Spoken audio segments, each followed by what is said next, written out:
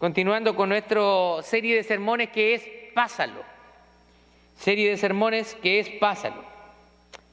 Segunda de Timoteo en el capítulo 3, versos 10 al 17. Si está conmigo, por favor, vaya poniéndose de pie cuando encuentre la palabra de Dios.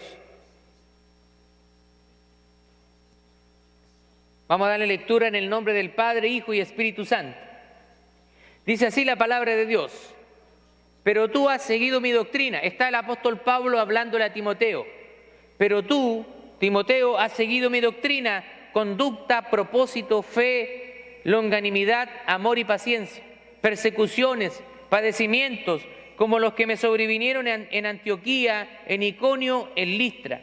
Persecuciones que he sufrido y de todas me ha librado el Señor. Y también todos los que quieren vivir piadosamente en Cristo Jesús padecerán persecución. Mas los malos hombres y los engañadores irán de mal en peor, engañando y siendo engañados. Pero tú persiste en lo que has aprendido y te persuadiste, sabiendo de quién has aprendido, y que desde la niñez has sabido las sagradas Escrituras, las cuales te pueden hacer sabio para la salvación por la fe que es en Cristo Jesús. Toda la Escritura es inspirada por Dios y útil para enseñar, para redarguir, para corregir y para instruir en justicia, a fin de que el hombre de Dios sea perfecto, enteramente preparado para toda buena obra. Amén. Tome asiento. ¿Sabía usted que la Biblia ha sido uno de los libros que ha sido más atacado en toda la historia? Incluso ha habido muchos intentos por desacreditarla y también intentos por destruirla.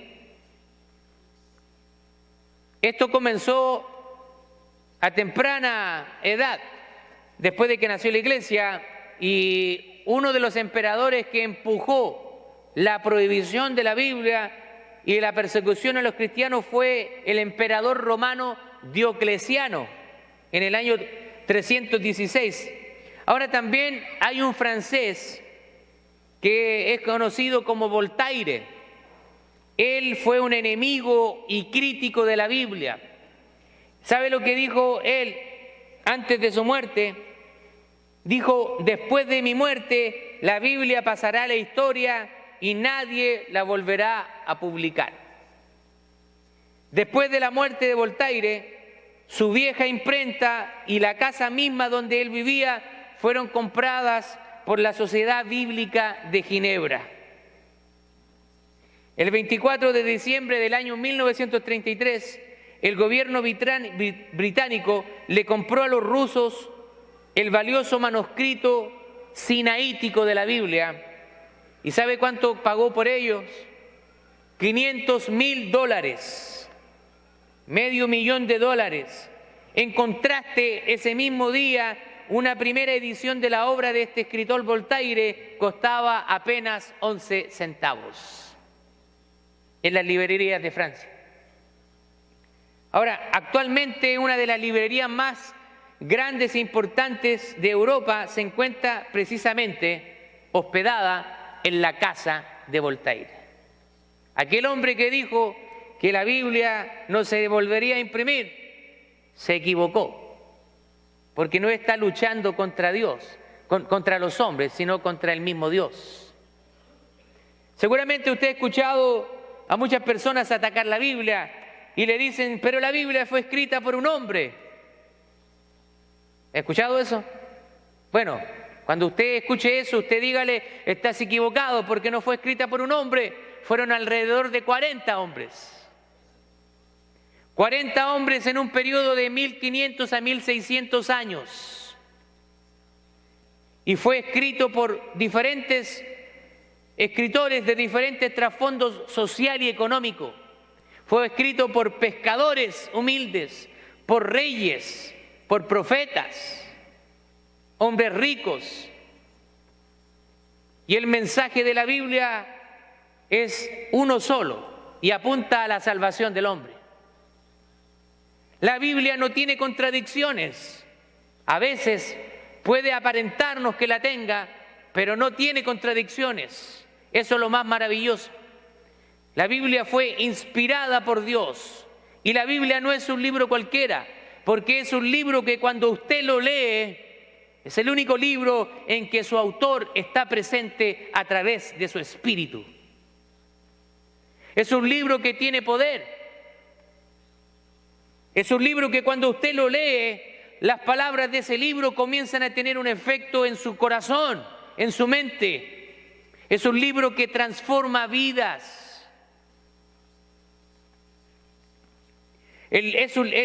La Biblia también ostenta varios récords. En el año 1966 había sido traducida a 1.400 idiomas. 1.400 idiomas.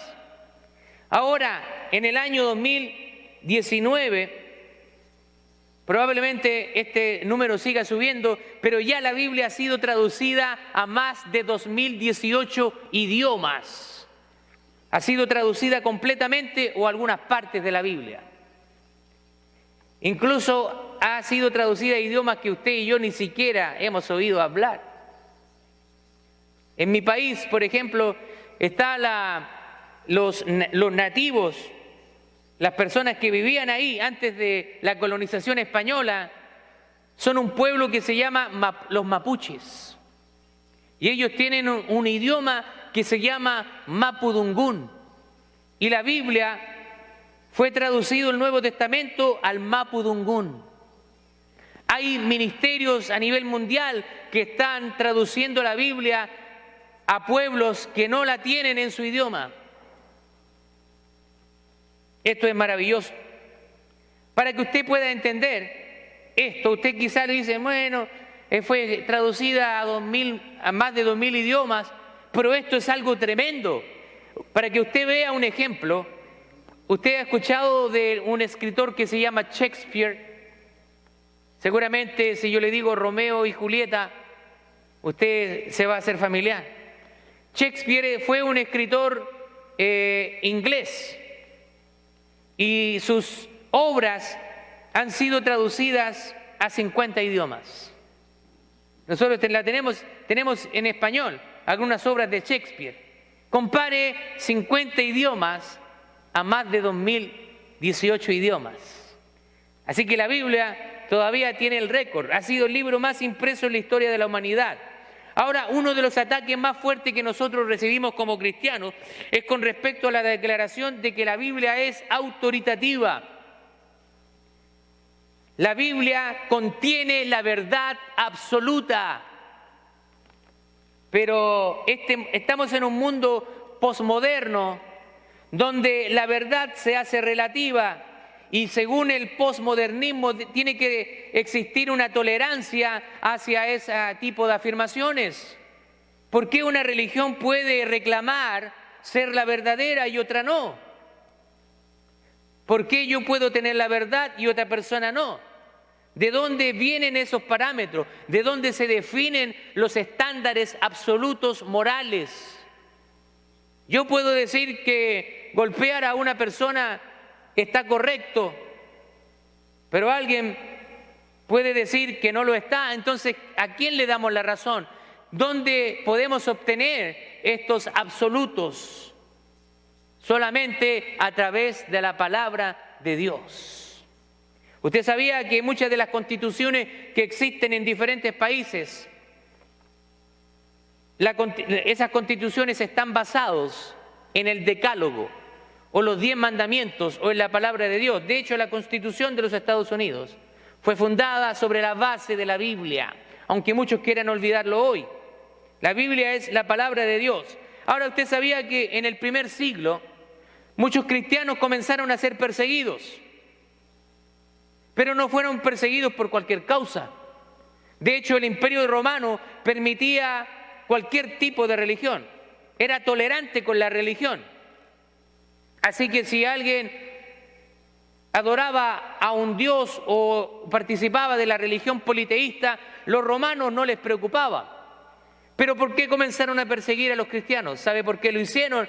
Porque ellos reclamaban exclusividad. Solamente nosotros podemos llegar a Dios a través de Jesucristo. Jesucristo es el único camino. Él dijo: yo soy el camino, yo soy la verdad y yo soy la vida, y nadie va al Padre sino por mí. Mahoma, el fundador de la religión islámica, murió. Buda, el fundador del budismo, también murió. Joseph Smith, el fundador de la religión mormona, también murió. Elena de White, fundadora de los adventistas del séptimo día, también murió.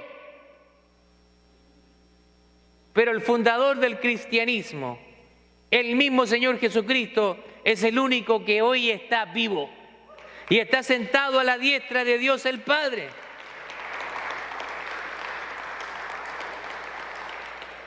Ahora, ¿no se le hace familiar a usted esto de que nos traten de intolerantes a los cristianos? Hoy en día esta sociedad nos está tratando de intolerantes. Pero ¿por qué ustedes, los cristianos, son tan tajantes en decir que el matrimonio tiene que ser entre un hombre y una mujer? ¿Por qué no permiten las preferencias sexuales, por ejemplo? Es la palabra de Dios la que tiene la autoridad. Nosotros no tenemos autoridad. Simplemente nosotros somos voceros, somos embajadores de la palabra de Dios. Pero la palabra de Dios es la que tiene autoridad y la que confronta al hombre y su pecado. ¿A cuántos de nosotros nos gusta que nos corrijan? Nos resistimos cuando nos corrigen. Es una tendencia muy humana. Nos cuesta. Y por eso que cuando la palabra del Señor nos confronta, nos enojamos. No queremos aceptarla y damos miles de excusas, porque la palabra de Dios es como una espada de doble filo que penetra hasta lo más profundo del corazón, de los tuétanos, dice la palabra de Dios, de los tuétanos de los huesos. O sea, la palabra de Dios es viva y te va a golpear. Como decía hoy día de mañana, a veces la palabra de Dios cuando la leas va a ser como un golpe en la cara, te va a dar fuerte. Nosotros no podemos tratar de acomodar la palabra de Dios a nuestro estilo de vida, más bien nosotros debemos acomodar nuestro estilo de vida a la palabra de Dios. Ahora, ¿qué pasa entonces si no tenemos un absoluto moral? Si nosotros decimos que el mentir, el robar, el adulterar, el fornicar es algo malo, ¿por qué esas son verdades absolutas? Alguien podría decir, sí, pero nosotros podemos establecer un consenso. ¿Por qué no es posible los consensos? ¿Sabe por qué? Porque a veces los consensos cambian. El ser humano cambia de opinión. Un joven estaba en una de las conferencias de Rabí Zacarías y él preguntó ¿por qué los cristianos temen tanto a una moralidad relativa? Y Rabí Zacarías le pregunta a este joven, ¿usted cierra su puerta cuando se va a acostar? ¿Quién cierra la puerta cuando se va a acostar? ¿Por qué la cierra? ¿Por qué cierra la puerta cuando usted se va a acostar? Y a veces le tenemos como 4 o 5 llaves. ¿Por qué? ¿Por qué usted no deja la puerta abierta? ¿O por qué usted no deja su carro abierto con las vidrios abajo en pleno verano? ¿Por qué no lo hace? Porque usted sabe que la naturaleza humana está caída. Usted sabe que muchos no respetan las leyes. Hay ladrones que van a entrar a su casa si usted la deja abierta. Si usted le deja las ventanas abiertas del carro y tiene ahí su teléfono o cualquier cosa de valor, incluso aunque las deje arriba se la van a romper igual. Así que tienen que haber absolutos morales. De hecho, ¿sabe usted que en la Alemania nazi, dirigida por Hitler, Para ellos estuvo bien asesinar millones de judíos siguiendo una causa. ¿Se da cuenta que los absolutos son importantes? Nosotros no podemos tener una moralidad relativa. Bueno, para usted robar es malo, para mí no. Y todos vamos a llegar que los absolutos morales nos conducen a la persona de Dios. Ahora, bueno, vamos al pasaje. Esta es la segunda carta que Pablo le está escribiendo a Timoteo. Timoteo era un hijo en la fe. Pablo había pasado tiempo con él, había invertido, le había enseñado. En el versículo 10, Pablo está reconociendo a un buen discípulo, ya que Timoteo ha seguido su doctrina, o en otras palabras, ha seguido sus enseñanzas. O nosotros no podemos avanzar en la vida cristiana si nosotros no dejamos que la palabra de Dios nos afecte. Y hay tres características que un buen discípulo debe tener y que Timoteo lo tuvo. Hay tres características. Los navegantes tienen un acróstico, F-A-T, F-A-T, que es faithful. Tiene que ser una persona fiel, available, una persona disponible, y teachable, una persona enseñable. ¿Y sabe qué? Esa tercera cualidad, en mi experiencia como pastor, creo que es una de las cualidades que más nos cuesta encontrar en la iglesia, una persona enseñable. La resistencia viene desde muy pequeños. Nuestros hijos muchas veces ya se resisten a ser corregidos y les da el berrinche. ¿Sí o no? A veces yo he visto en el supermercado niños que le hacen berrinche a la mamá y se tiran al suelo porque quieren que le compren algo y la mamá no hayan dónde meterse, avergonzadas porque el niño le está haciendo un berrinche. Niños de 2, 3 años. Esa es la naturaleza humana. Ahora, en el libro de Santiago, nosotros tenemos un fuerte mensaje de parte del escritor. Dice, ustedes no sean tan solo oidores de la palabra, sino más bien sean hacedores de la palabra. En otras palabras más modernas, Santiago nos está diciendo que no les salga por un oído, o sea, entre por un oído y que les salga por el otro. Mejor tápese un oído, para que le entre la palabra y se le baje a su corazón. La palabra es para ser practicada, no está ahí de adorno. El Señor quiere que nosotros podamos poner por obra los principios bíblicos que la palabra del Señor nos enseña. Ahora, al igual que Pablo advierte a Timoteo en el versículo 12, dice que los que quieran practicar la piedad, cuando usted vaya buscando la piedad, eso significa vivir piadosamente, conforme a los principios bíblicos, usted va a ser perseguido. Hoy nosotros tenemos que estar conscientes de que podemos ser perseguidos. Ahora, si usted vive de una manera que yo le llamo un estilo de vida light, bajo en calorías, dejando los patrones bíblicos, probablemente usted no tenga ningún tipo de inconveniente.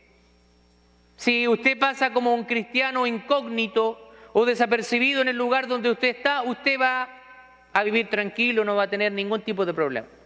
Se lo aseguro. Pero ¿sabe qué? No es lo que vivieron en la iglesia primitiva. De hecho, en la iglesia primitiva, muchos cristianos murieron por defender sus ideales. ¿Cuántos de nosotros hoy en día estaríamos dispuestos a morir por la causa de Cristo?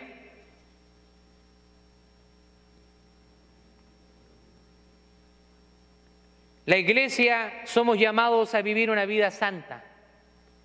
Ahora, cuando hablamos de la palabra santa o santo, a veces como que nos queda grande el poncho. Como que decimos, no, pero eso es mucho para mí. Y por eso que a veces mentalmente nos resistimos a formar parte de la iglesia del Señor. Porque nosotros conocemos nuestro pecado, nuestras limitaciones, nuestras faltas. Y estamos pensando en que nosotros tenemos que alcanzar un estándar para ser aceptados por Dios. Pero Dios nos dice, ven a mí tal como tú estás. Y Él, a través de su Espíritu, va provocando una transformación en tu vida. Esto no es magia, esto no es de la noche a la mañana. Esto no es que un día te haces cristiano y al otro día ya eres una persona totalmente diferente. No es así. Es un proceso que Dios va a tomar contigo y que va a terminar hasta el día de tu muerte. Porque hasta el día que tú mueras no vas a alcanzar la perfección. Pero una vez que tú estés en la presencia de Cristo, ahí ya vas a ser perfecto. Mire lo que dice el apóstol Pedro en su primera carta. Pero ustedes son un linaje escogido, un real sacerdocio, son una nación santa, un pueblo adquirido por Dios, para proclamar las obras maravillosas del que los llamó de las tinieblas a la luz admirable. O sea, somos una nación santa, un pueblo adquirido. El Señor nos adquirió, somos propiedad de Él. ¿Sabe que en el Nuevo Testamento hay una palabra griega que es Kyrios? Y es una palabra que se traduce por Señor. Y eso trae la idea de alguien en su misión sigue las órdenes de aquel Señor. Cuando nosotros entregamos nuestra vida a Cristo, tenemos que estar dispuestos a obedecer sin cuestionar. Él sabe lo que es mejor para nosotros. Ahora, ¿por qué la Biblia es tan importante? Yo le voy a nombrar algunas cosas. Primero, porque nos deja de manifiesto nuestra necesidad de salvación. La palabra de Dios dice, por cuanto todos pecaron, están destituidos, apartados de la gloria de Dios. Estamos todos nacimos con esa naturaleza pecaminosa y estamos bajo condenación. Pero también la Biblia revela el plan de Dios para nuestra salvación. Jesús vino a nacer, fue enviado por Dios para nacer y para morir por nuestros pecados. Y a través de la sangre de Cristo, nuestros pecados son perdonados. Y a través de recibir el Espíritu Santo, usted es sellado y tiene un boleto que le garantiza que usted va a ir al cielo.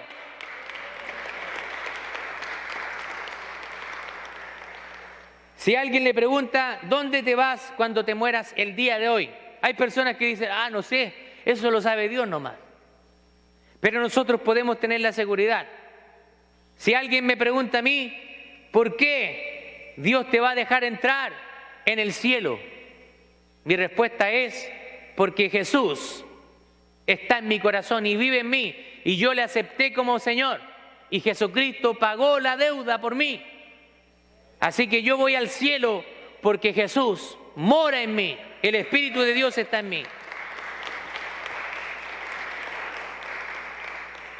También la Biblia es importante porque nos dice que nosotros cuando estamos en las manos de Dios, no hay nadie que nos pueda arrebatar de su mano.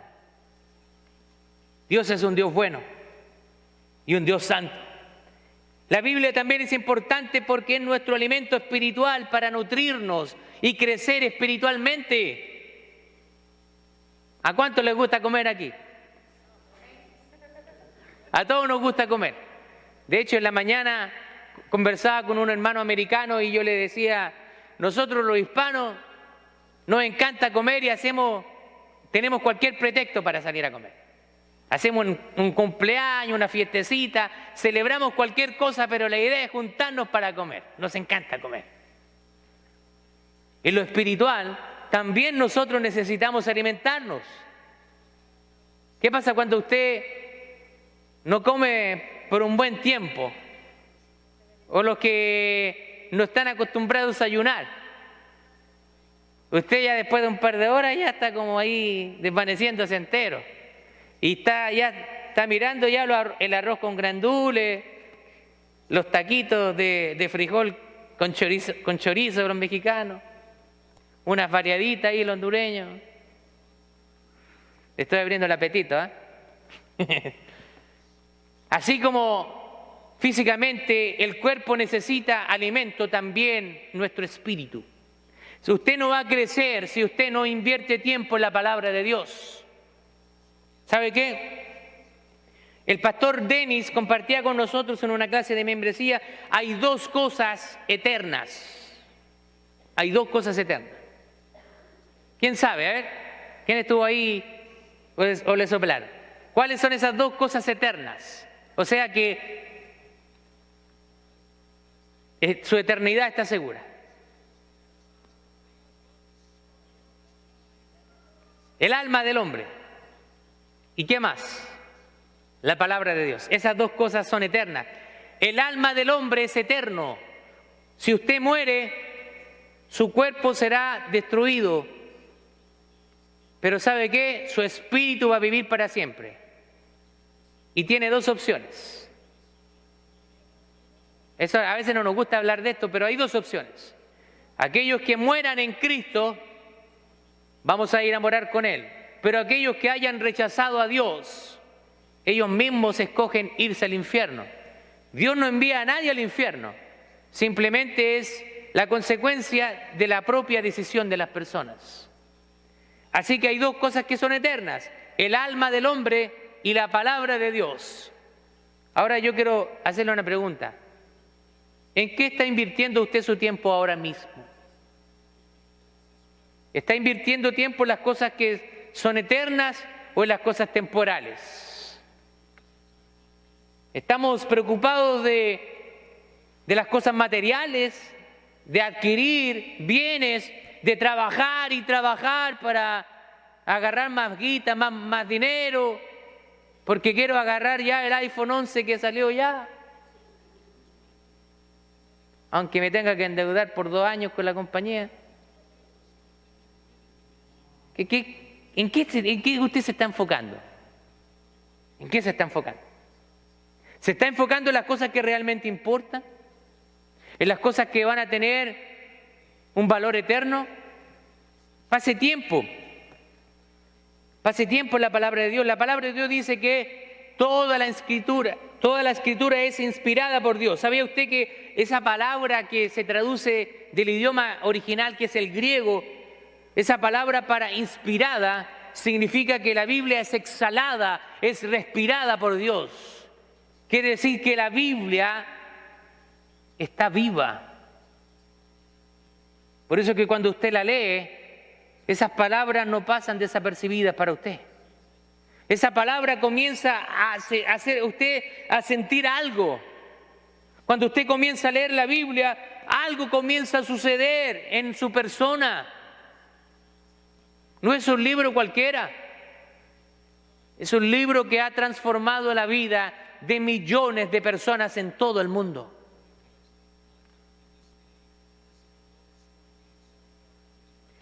Quiero ya terminar animándole.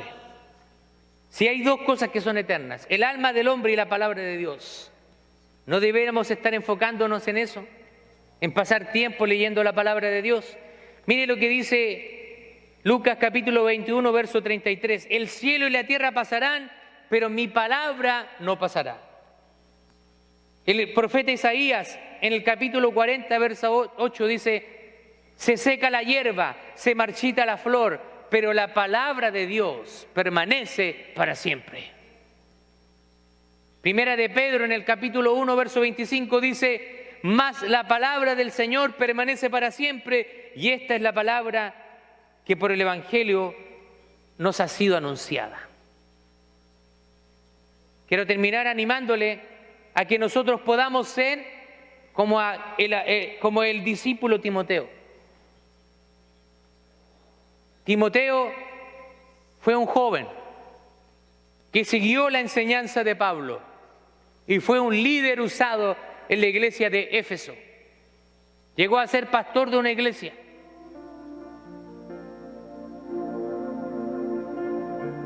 Él había recibido la instrucción desde niño de su madre y de su abuela. La palabra de Dios, que ha sido tan atacada hoy en día y que a veces nosotros tenemos aquel librito en una esquina de la casa y la agarramos el día domingo para venir a la iglesia. Y algunos ni siquiera la agarran. La palabra de Dios es la que realmente va a transformar nuestra vida y nos da esperanza. Yo quiero animarte a que puedas pasar tiempo. Hoy en día existen muchas versiones de la Biblia. Hay versiones modernas y son muy entendibles. Así que ya no es excusa, pero es que yo leo la Biblia y no la entiendo. Es una excusa barata.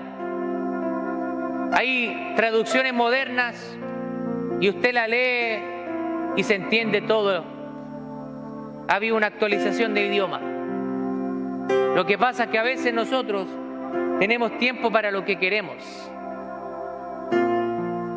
Podemos pasar 2 horas viendo una serie en Netflix y no podemos pasar 15 minutos sentados leyendo la palabra de Dios. Pero recuerde, la palabra de Dios permanecerá para siempre. Señor nos bendiga, póngase de pie, vamos a orar.